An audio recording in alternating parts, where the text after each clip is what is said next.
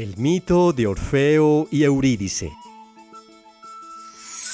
Hace muchos años, en los tiempos de la Grecia antigua, vivía un joven llamado Orfeo, quien era hijo del rey Eagro, rey de Tracia, y de Calíope, la musa de la poesía.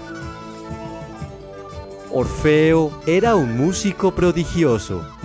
Solía tocar su espléndida arpa, cuya música tenía el poder de encantar y aplacar incluso a las criaturas más salvajes y los corazones más endurecidos de los hombres. Pero más allá de su talento, es una historia de amor la que marcaría su destino para siempre. En lo profundo de los bosques, donde los arroyos danzaban entre las sombras y los árboles susurraban secretos antiguos, Orfeo conoció a Eurídice, una ninfa de los bosques de una belleza deslumbrante. Desde el momento en que sus miradas se encontraron, el destino se tejió entre ellos, y sus corazones se unieron en un amor puro y eterno. Sin embargo, su felicidad terrenal fue efímera. Un día, mientras Eurídice paseaba sola por el bosque, fue acechada por Aristeo, un cazador que había puesto sus ojos en la hermosa ninfa. En su desesperación por escapar, Eurídice corrió entre los árboles, pero una serpiente venenosa la alcanzó y la mordió, arrebatándola de este mundo. Orfeo quedó desconsolado por la pérdida de su amada, pero su amor por Eurídice era tan profundo que decidió desafiar a la muerte misma. Con su lira en mano y su corazón lleno de determinación, emprendió un viaje al inframundo, el reino de Hades, en busca de su amada. Mientras Orfeo descendía al inframundo, se encontró con Caronte, el viejo barquero del río Estigia que separaba el mundo de los vivos y de los muertos. Caronte, con su rostro sombrío y sus ojos sin brillo, inicialmente se negó a llevar a Orfeo, como lo hacía con todas las almas que cruzaban al reino de los muertos. Sin embargo, Orfeo comenzó a tocar su lira y su dulce sonido tocó el corazón de Caronte, despertando una pequeña chispa de humanidad en su oscuro ser.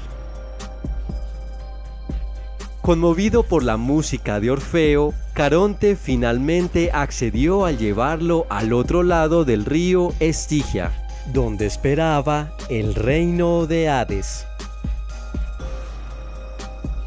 Al llegar a las puertas del inframundo, Orfeo se enfrentó a un desafío aún mayor: el feroz Cerbero, el perro guardián de 3 cabezas que custodiaba la entrada al reino de los muertos. Cerbero gruñía y enseñaba los dientes, listo para devorar a cualquier intruso que se atreviera a cruzar su camino. Pero Orfeo, con su lira en mano, tocó una melodía tan cálida y armoniosa que el monstruoso perro cayó en un profundo sueño, dejando el paso libre para continuar con la travesía.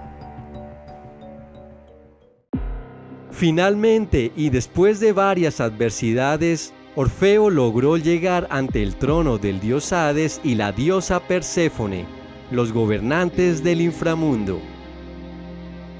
Hades estaba enfurecido al ver que Orfeo había osado entrar en su reino y le dijo que más le valiera tener una razón para tal visita.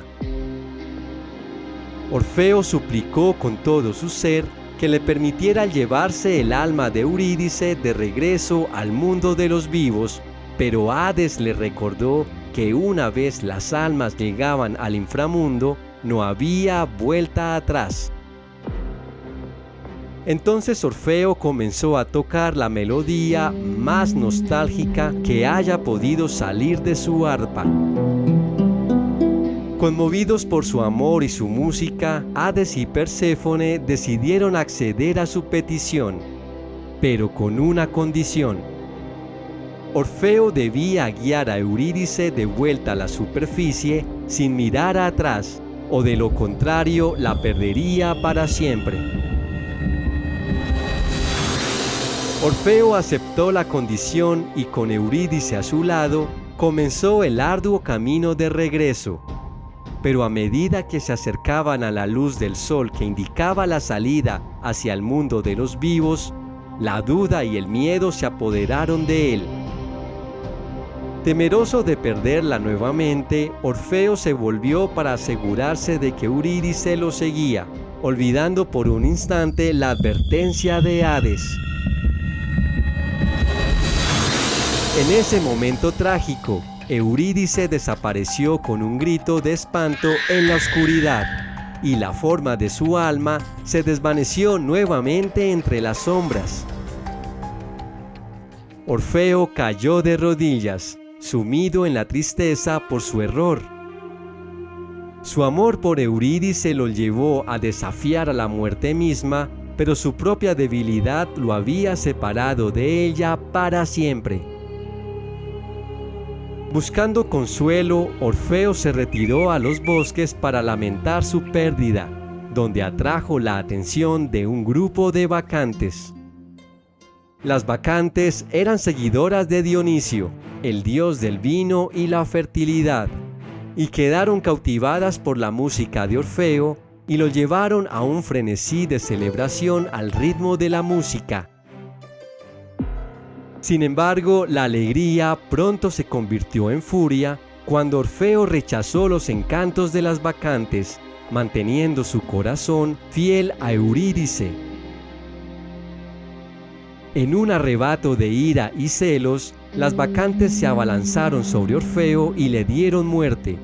Luego lo despedazaron y arrojaron sus restos al río, los cuales se dice fueron arrastrados por las aguas turbulentas hasta la isla de Lesbos, donde fueron sepultados en un santuario en su honor.